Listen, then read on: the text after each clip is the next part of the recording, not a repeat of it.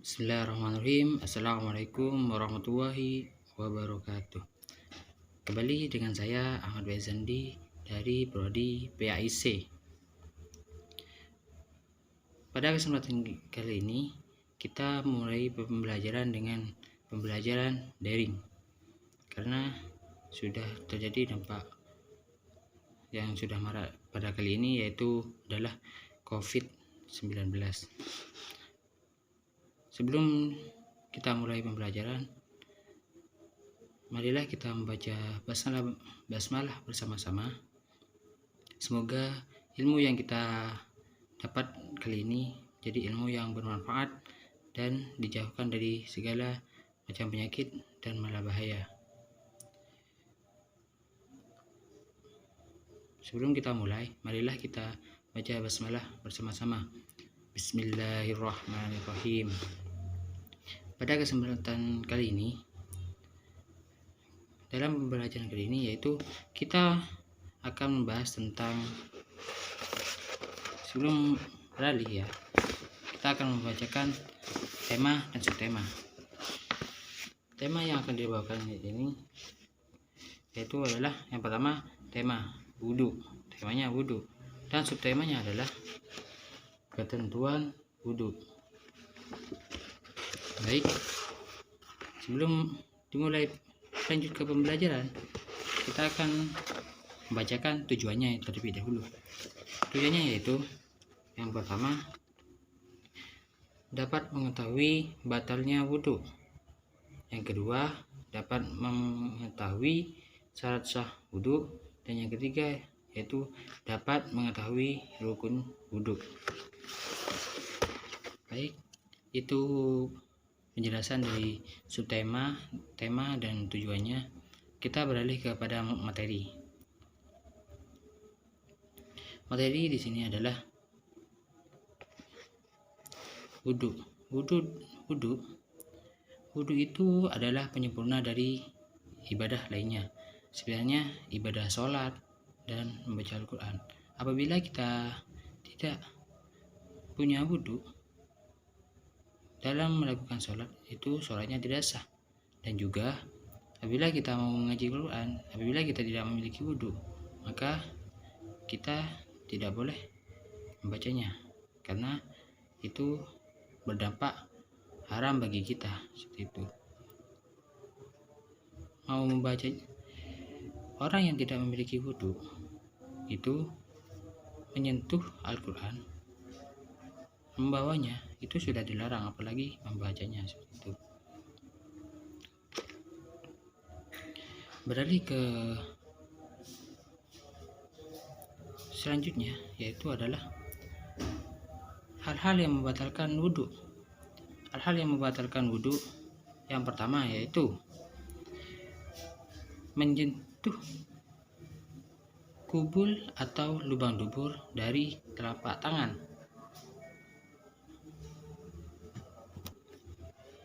Menyentuh kubul atau lubang dubur dari telapak tangan. Mana yang dinamakan telapak tangan? Caranya untuk mengetahui ini telapak tangan atau bukan, yaitu yang pertama, tangan kita disatukan dengan rapat, ya kan? Nah, seperti ini. Nah, yang dinamakan telapak tangan yaitu bagian yang tidak terlihat dari tangan ini. Itu kan? Nah, apabila kita menyentuh tangan ini, contoh seperti ini. Nah, apabila kita menyentuhnya itu batal. Tetapi kalau kita menyentuhnya seperti ini, itu tidak batal. Batalnya wudhu yang kedua yaitu hilang akal sebab tidur atau lainnya tidur, seperti halnya mabuk atau pingsan. Yang ketiga yaitu menyentuh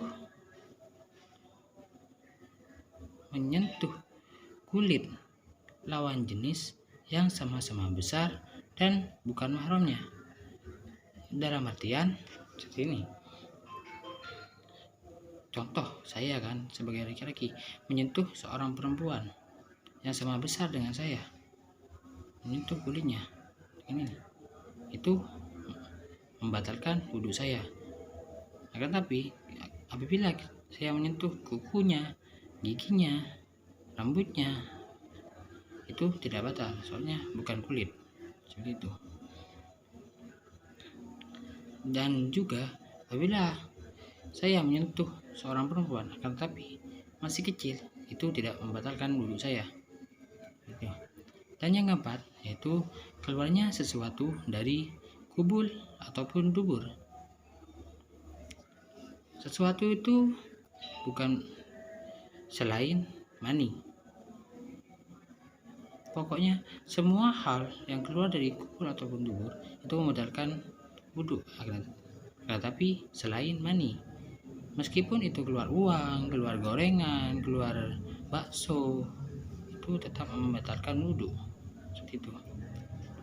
Lanjut ke materi selanjutnya yaitu syarat sah wudhu. Syarat sah wudhu itu ada 3. Yang pertama, menggunakan air suci dan mencucikan. Yang kedua yaitu menggunakan air yang tidak haram atau hasil mencuri. Yang ketiga yaitu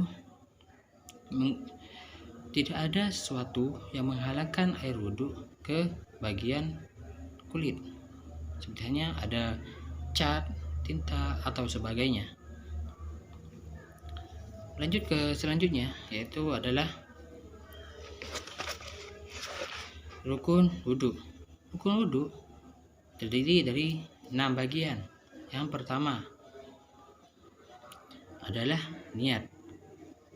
Niat itu adalah suatu perkataan yang dilakukan bersamaan dengan perbuatan. Sebenarnya gini, ini kan tentang wudhu. Kita lakukan wudhu, kita lakukan niat ketika kita membasuh muka. Kita basuh muka, tapi hati kita ada membaca niat, seperti itu. Dan bacaan niat dari wudhu yaitu adalah nawaitul wudu'a liraf'il hadasi, nawaitul wudu'ah liraf'il hadasil asghari fardhon lillahi ta'ala. Dan yang kedua yaitu membasuh muka. Membasuh muka di sini ada batasnya. Kalau dilihat dari lebarnya yaitu dari telinga kanan sampai telinga kiri. Jika diukur dari panjangnya dari tumbuhnya rambut sampai rahang.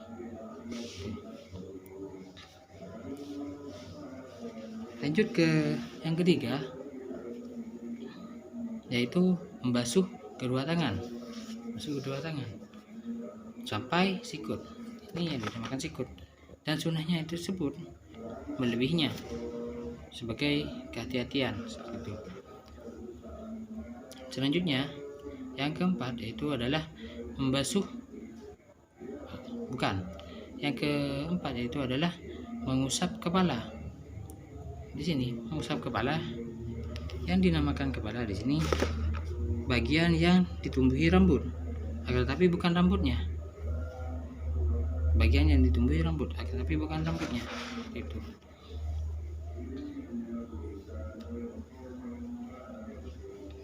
Selanjutnya yaitu adalah yang kelima yaitu membasuh kedua kaki sampai mata kaki. Mata kaki itu di sini. Saya contohkan ya. Mata kaki itu adalah ini yang dinamakan mata kaki. Dan ini mata kaki. Sunnahnya itu melebihinya. Dan yang keenam adalah tertib. Maksud dari tertib di sini adalah berurutan. Yaitu seperti yang tadi yang pertama itu adalah niat. Kedua, membasuh muka. Yang ketiga, membasuh dua tangan sampai siku. Yang keempat, mengusap kepala. Yang kelima yaitu membasuh kaki sampai mata kaki. Itu. Kesimpulan dari pembahasan kali ini yaitu niat itu adalah penyempurna dari suatu ibadah, seperti hanya sholat dan membaca Al-Quran dan lainnya seperti itu. Kesimpulan yang kedua yaitu batalnya wudhu ada 4, seperti disebut yang saya sampaikan tadi. Yang pertama, menyentuh kubul atau lubang dubur dari telapak tangan. Yang kedua, hilang akal sebab tidur atau lainnya tidur. Yang ketiga yaitu menyentuh kulit lawan jenis yang sama besar dan bukan mahramnya. Yang keempat adalah keluarnya sesuatu dari kubul atau dubur selain mani. Selanjutnya, kesimpulan yang nomor 3 yaitu syarat sah wudu, yaitu ada 3. Yang pertama, menggunakan air yang suci dan menyucikan. Kedua, menggunakan air yang tidak haram atau hasil mencuri. Yang ketiga yaitu tidak ada suatu hal yang menghalangi air menyentuh terhadap kulit. Kesimpulan yang terakhir yaitu rukun wudhu. Ada 6. Yang pertama, niat. Yang kedua, membasuh muka. Yang ketiga, membasuh kedua tangan sampai siku. Yang keempat, mengusap kepala. Yang kelima, mengusap kedua kaki sampai mata kaki. Dan yang terakhir adalah tertib. Mungkin hanya itu yang saya bisa sampaikan dalam materi wudhu pada kali ini. Untuk tugas para peserta didik atau adik-adik sekalian di sini yaitu mempraktikkannya di rumah serta mendeskripsikannya melalui folio seperti itu. Mungkin hanya itu yang bisa sampaikan, kurang lebihnya mohon maaf. Apabila ada kesalahan itu murni dari saya, dan apabila ada kebenaran itu datang dari Allah Subhanahu wa ta'ala. Akhiran, assalamualaikum warahmatullahi wabarakatuh.